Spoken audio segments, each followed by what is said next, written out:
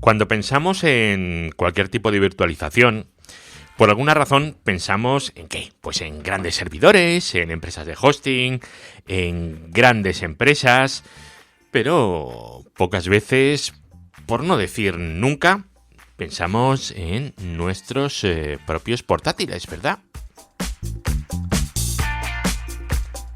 Pues ya sabéis que hay muchos tipos de virtualización. De hecho, en este mismo podcast hemos hablado, yo creo que o de todos o de casi todos en todo este tiempo.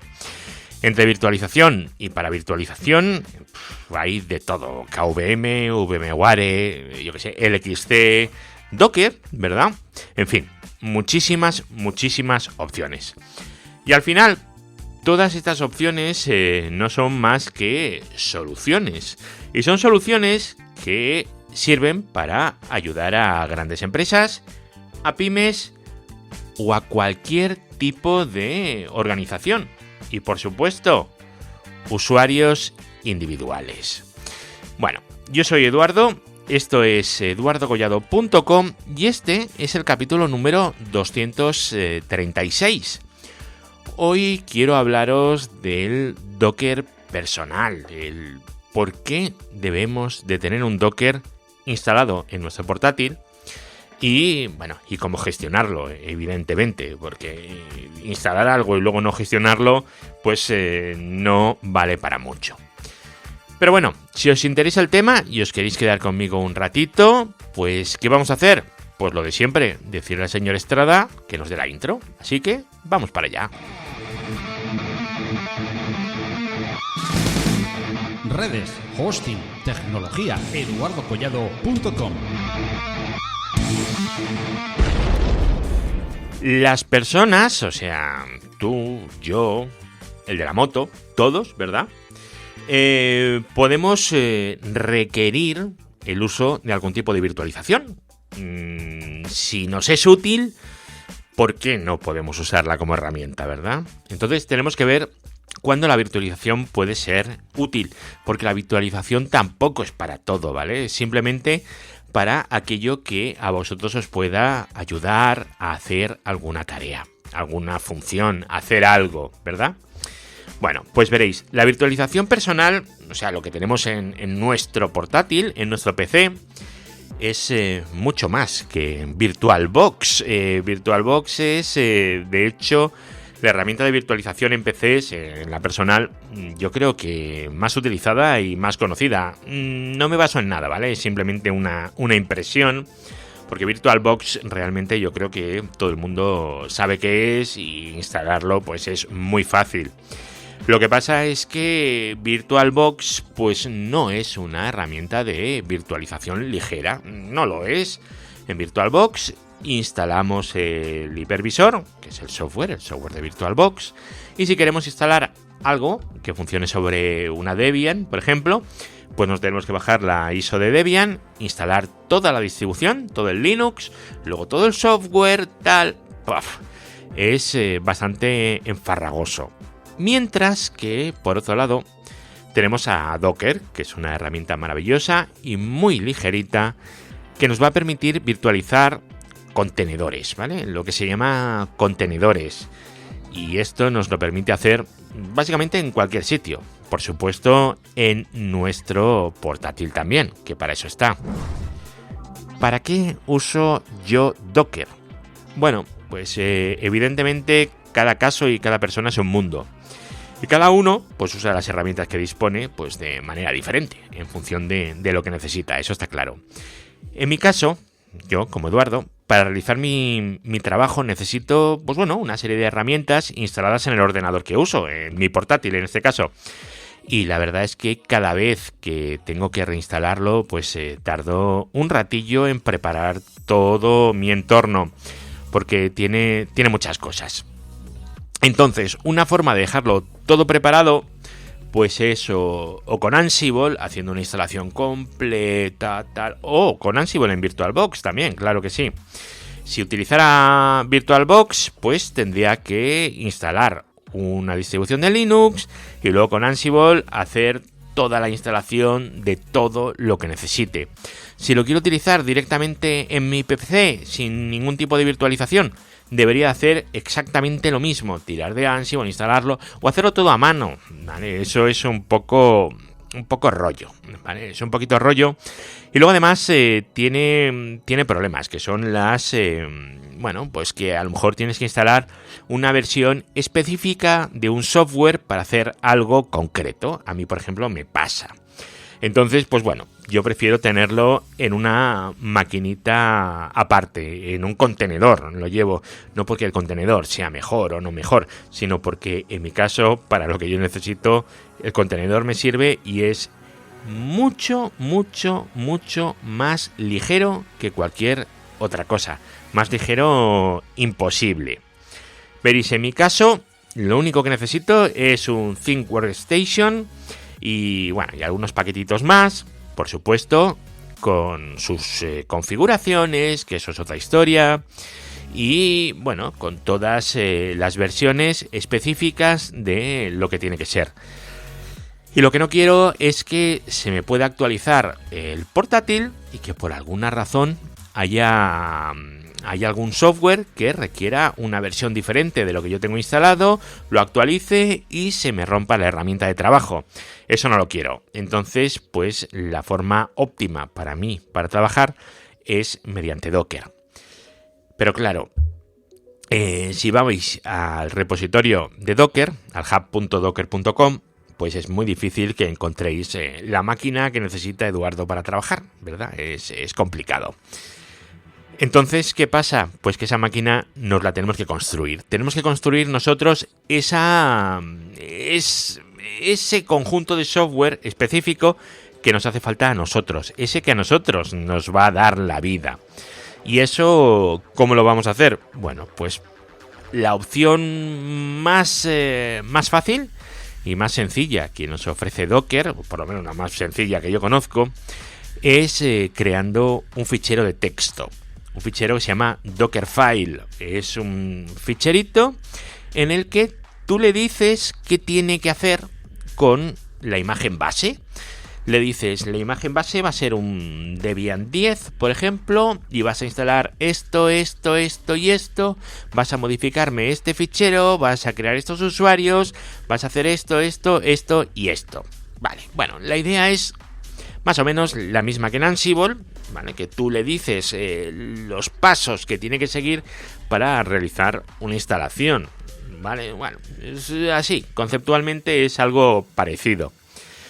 La diferencia es que esto nos va a dejar una imagen de nuestro contenedor, y al desplegar ese contenedor vamos a tener el contenedor con la configuración específica que le hemos indicado. Es decir, con la versión de software que queremos, de una cosa, de otra. Magnífico. Eso... ¿Y todo eso cuánto se va a tardar en desplegar? Pues pues en crear la imagen, pues puede tardar 2 minutitos, 3 minutitos. Y una vez que ya tenemos la imagen, desplegar la máquina son 3 segundos, 5 segundos. No tarda más, ¿vale? Es súper rápido. Y claro, desplegar un VirtualBox, instalar la Debian, empezarte a configurar, bla, bla, bla, bla, bla, bla, eso es muerte. Ahí no estamos hablando de 10 segundos.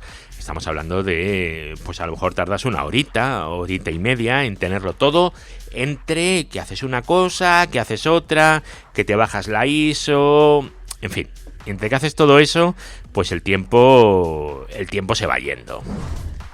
Vale, vamos a ver, el Dockerfile. El Dockerfile, ya os he dicho que es el fichero donde le vamos a indicar a Docker qué tiene que hacer sobre una imagen base para generar la imagen modificada que nosotros queremos. Es decir, nosotros le decimos, empieza con un Debian normal y le haces esto y esto, y el resultado me lo creas una imagen. De forma que cuando yo despliegue esa imagen, va a ser la imagen de ese Debian modificado con lo que yo quiero que haga. Vale. ¿Cuántos comandos diferentes o cuántas funciones diferentes necesitamos en el Dockerfile? Bueno, pues hay un montón. Pero con 4 nos apañamos. Solamente 4. Que son from, run, add y Entry Point. Con esas 4 podemos hacer casi todo, ¿vale? Casi todo. Luego, yo que sé, podríamos... User también podría ser otra, pero normalmente no vamos a querer ejecutar en una instalación nada como un usuario. Normalmente, ¿vale? Si nos hace falta, pues bueno, en vez de ser 4 son 5. Hay que usar también user. Bueno, en fin, hay varias opciones. Lo primero que vamos a hacer con nuestro Dockerfile, que es crearlo. ¿Cómo se llama el fichero? Pues Dockerfile, con la D mayúscula. Y lo primero que le vamos a indicar es la imagen que vamos a tomar como base. Es decir, a partir de qué vamos a ir a trabajar. Evidentemente estamos hablando de alguien que necesita una imagen de Docker para trabajar, no que desarrolle ni que haga... No, estamos hablando de un nivel de Docker pues justito. ¿Para qué? Pues para que sea una herramienta de trabajo, ¿vale? Estamos hablando de eso, ¿vale? En mi caso, para hacer estas máquinas, que yo os digo, es, bueno, contenedores, yo los llamo máquinas, pero son contenedores realmente, yo lo que utilizo es la Debian, la última. Entonces, siempre mi primera línea es from, espacio, Debian 2.latest, la última, ¿vale? Siempre empiezo así. A lo mejor necesitas hacer algo para una Debian 8, porque necesitas algo para un software antiguo. Bueno, pues se lo pones, te vas a hub.docker.com y ahí buscas la distribución que queráis. O a lo mejor queréis hacerlo algo sobre CentOS, o sobre Alpine, o sobre Arch, no lo sé, sobre lo que queráis. Yo en el trabajo, pues bueno, pues uso Debian siempre. En casa el portátil va cambiando de vez en cuando, pero no, en el trabajo es siempre Debian. Y al ponerle Debian 2.latest, lo que hacemos es que cada vez que salga una nueva versión de Debian, vamos a utilizarla en nuestra imagen. Pero claro, nosotros tenemos que decirle a la imagen que la genere. Si nosotros decimos genera la imagen, va a mirar que tenga la última versión de Debian. Con lo cual, eso nos viene perfecto. Bueno, pues ese es el from, la primera línea de nuestro Dockerfile. Por cierto, notas del programa en eduardogollado.com. Vais y en el buscador, que está en el lado derecho, buscáis Docker personal. Y ahí os saldrá una entradita monísima con todo esto que estoy contando, que tiene en la cabecera, le he puesto un dibujito, una foto que saco del Pexels de un astronauta pintado sobre unos contenedores, que bueno, me ha hecho gracia. Bueno, lo que os digo, ese es el from, la primera línea. Luego una cosa que yo siempre hago es añadir un usuario. ¿Pues qué? Pues bueno, pues porque no me gusta trabajar como root directamente. Son manías, ¿vale? Costumbres que ha ido cogiendo uno y ya está. Entonces, ¿cómo añadimos un usuario? Pues en Unix, Linux, en Bash, tenemos un comando, ¿verdad? Que es user add, ¿verdad que sí? Bueno, pues ese mismo comando, el user add, diciendo cuál es el directorio del home, el bash que va a utilizar, a qué grupo pertenece, el UID, todo eso lo vamos a ejecutar dentro de nuestro Dockerfile. ¿Y cómo lo ejecutamos? Pues poniendo delante run, ¿vale? En mayúsculas, from en mayúsculas, run en mayúsculas, add en mayúsculas, entry point en mayúscula. Las palabras reservadas de Dockerfile siempre van en mayúsculas, ¿vale? Run, espacio, user add, bla, bla, bla, bla, bla, ¿vale? Lo que queráis poner el user add para vuestro usuario. Perfecto, con eso ya hemos creado el usuario. ¿Problema del usuario? Pues que este usuario viene sin password. Vamos a tener que ponerle una password. ¿Cómo ponemos una password en Linux? Pues ponemos password y el nombre del usuario, ¿no? Sí, pero eso aquí no vale. No vale porque queremos hacer una instalación desatendida. Es decir, nosotros no queremos que nos pregunte nada. Nosotros le metemos los datos y todo se tiene que ejecutar solo, de forma desatendida, sin que nosotros hagamos nada, absolutamente nada. Esa es la imagen, ¿vale? La idea de Dockerfile es crear imágenes de este estilo, siempre. Entonces, ¿cómo le ponemos la password? Pues bueno, pues con el comando chpass, ¿vale? PassWD, CHPassWD. ¿Y cómo le indicamos ahí la password? Bueno, pues hacemos un echo usuario .password y se lo redirigimos con un pipe al CHPassWD. Vale, bueno, lo tenéis en las notas del programa también. Ese comando os lo dejo ahí porque es bastante interesante tenerlo controlado.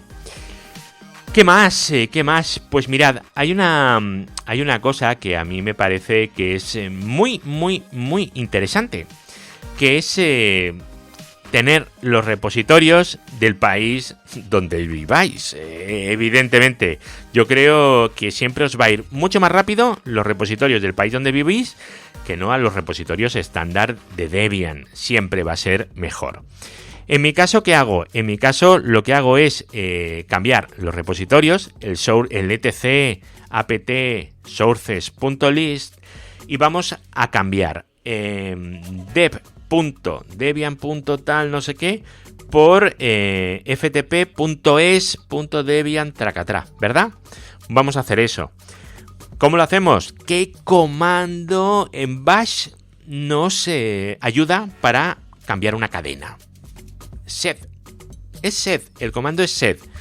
¿No sabéis usar el sed? Bueno, pues es cuando vosotros estéis en B y queréis hacer una sustitución, pues en sed es exactamente igual.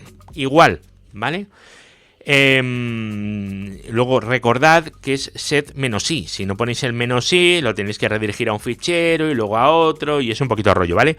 El -i es para que lo haga en el propio fichero donde estáis trabajando. También os lo dejo en las notas del programa. Con sed le cambiamos. Ya tenemos los repositorios buenos. Y ahora que tenemos los repositorios buenos, ¿qué queremos? Pues un update, un upgrade y un apt install de lo que queramos. Vale. Eso siempre con un run delante de cada línea. Tenemos una línea, pues el run delante. Y acordaros, cuando hagáis un apt install del software que queráis, al final poner -y. Siempre -y. ¿Por qué? Porque queremos instalaciones desatendidas. -y. Siempre -y. Vale. Con esto ya sabemos cómo ejecutar para comandos de bash, que sería con run, y cómo decirle que utilice una imagen de plantilla. En este caso hemos dicho from Debian latest, ¿no? Y con el run, pues hacemos pues prácticamente todo. Todo menos copiar ficheros. Vale. Vamos a ver, para copiar ficheros dentro de nuestro contenedor, porque a lo mejor necesitamos copiar ficheros de configuración o queremos copiar lo que sea dentro, ¿verdad? ¿Cómo lo hacemos? Bueno, pues tenéis copia, y hay varias formas. A mí me gusta una que es add. Add. Y add, ¿por qué? Porque me permite pasarle un fichero comprimido, un tar XZ, ¿vale? Por defecto, y decirle, todo lo que hay aquí me lo descomprimes en este directorio. Y es de forma recursiva. Y eso está muy chulo, ¿vale? Porque podéis coger todo el home del usuario, lo metéis en un tar y le decís a vuestro contenedor, todo lo que hay en este tar me lo pones en home Eduardo, ¡pua! Y lo descomprime todo ahí. Y es una cosa maravillosa.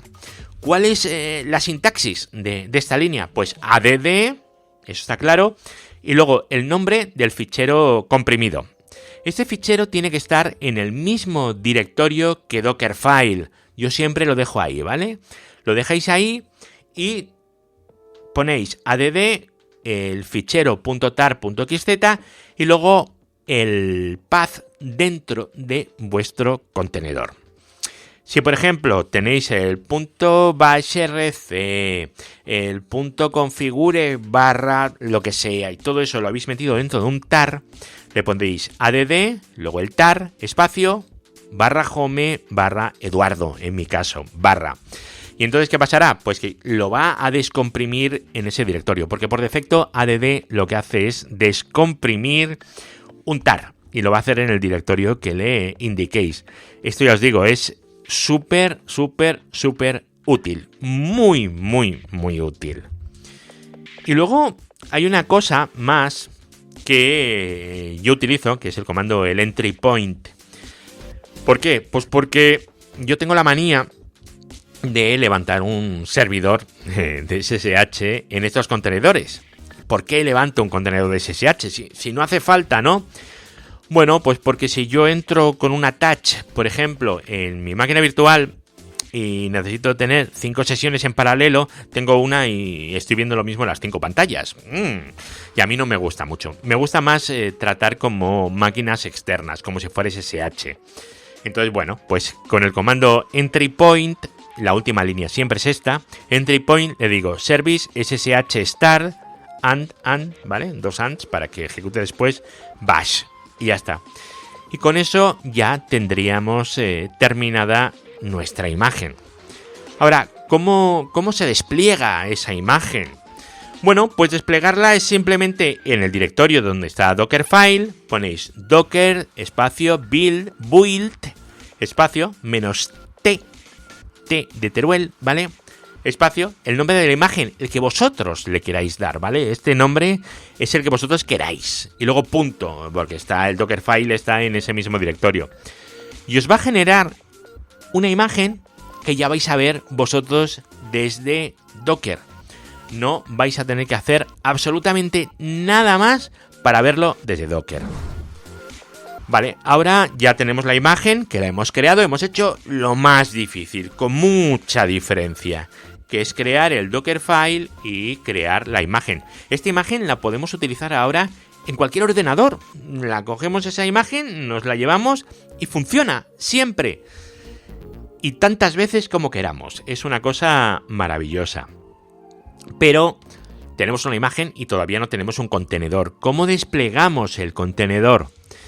Bueno, pues veréis, aquí tendríamos que aprender a utilizar Docker, pero hay muchas formas de desplegar un Docker, ¿vale? Hay muchas formas y entiendo que si estáis escuchando este capítulo del podcast es porque ni sois expertos en Docker y en muchos casos no tenéis intención, porque simplemente administráis unos sistemas o administráis redes, ¿verdad?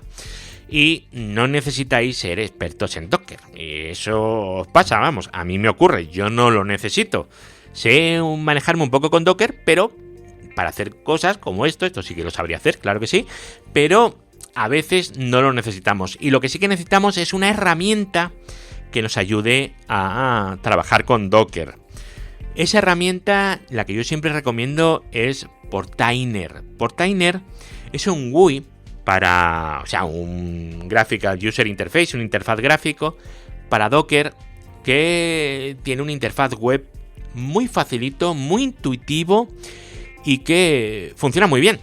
Y de hecho, es que hasta los Docker files los podéis crear desde Portainer, ¿vale? Portainer hace de todo. Es una cosa maravillosa. Yo creo que es un software fantástico. ¿Cómo instalamos ese tal Portainer, no? Bueno, pues si estáis en Manjaro, en Arch o algo así, creo que si le hacéis pacman install espacio Portainer, ya os lo instala, pero si no, bueno, podemos copiar una línea de texto, ¿verdad? Porque es lo que requiere copiar una línea de texto.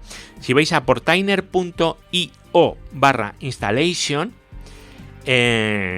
y bajáis hasta donde pone Portainer Running with Docker, porque el Portainer se puede ejecutar también en Kubernetes, ¿vale? Y vosotros lo queréis en un Docker, solo tenéis un Docker en vuestro PC, no tenéis Kubernetes ni nada extraño.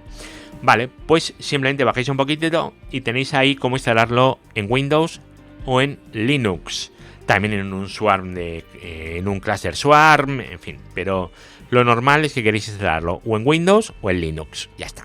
No necesitáis más. Bueno, pues ahí lo tenéis. Primero tendréis que crear el volumen donde vais a guardar la información persistente y luego simplemente le dais un docker run de Portainer y como no lo tiene, ¿qué es lo que va a pasar? Pues que se lo va a bajar y lo va a instalar. Y todo esto de forma transparente. Es maravilloso, de verdad. Bueno, ahora ¿qué pasa? Ya hemos instalado Portainer, que ya os digo, es copiar una línea, que estoy hablando mucho, pero es copiar una miserable línea en la consola. Bueno, pues vais a localhost 2.9000, ese es el puerto, podéis cambiárselo en la instalación, ¿vale? Ahí le podéis decir el puerto que queráis, no hay ningún problema. Y vamos a crear el contenedor. Vale, pues en el lado izquierdo, bueno, una vez que digáis qué container estáis, en el lado izquierdo tenéis containers. Pincháis en container, le dais add container, que es un botoncito azul que tenéis en el lado derecho. En name le pondréis el nombre que vosotros queráis. En imagen, un poquito más abajo, le vais a poner el nombre de la imagen. ¿Qué nombre? Pues vosotros antes, cuando habéis hecho el Docker build, antes el build, le habéis dado un nombre a la imagen, ¿verdad? Pues ese nombre es el que viene aquí, donde pone imagen. Empecéis a escribirlo y ya os lo va a completar solo. O sea, no tenéis ni que escribirlo del todo. Vale, pues con eso ya tendríamos cuál es el nombre y la imagen. Perfecto. Ahora iríamos para abajo, donde pone la configuración avanzada, el Advanced Container Settings, que me pone, lo estoy leyendo aquí. Y en Command and Login, yo aquí lo que haría es pinchar en Interactive and TTI. Pinchar ahí.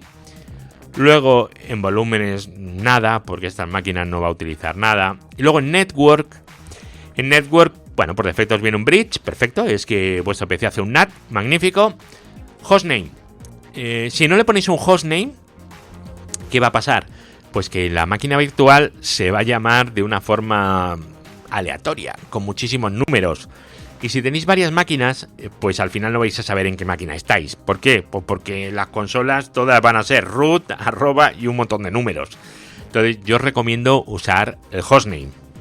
Y luego en mi caso, por ejemplo, el primary DNS server, el DNS primario, en mi caso, se lo pongo. ¿Por qué? Porque yo para trabajar utilizo un DNS interno dentro de la empresa. No utilizo un DNS externo, entonces bueno, se lo indico aquí. Al que solo se llega por VPN, por WireGuard, eso también hay que decirlo. Pero lamentablemente el WireGuard y Docker no se llevan muy bien, ¿vale? Hay implementaciones, pero no se llevan muy bien. Así que lo que hago es levantar el WireGuard en la máquina anfitrión, la máquina en la que está corriendo ese Docker, y ya llego perfectamente. Bueno, pues le ponemos el hostname y si queréis el DNS. Luego, un poquito a la derecha, también en los settings avanzados del contenedor, tenéis un sitio que pone Restart Policy.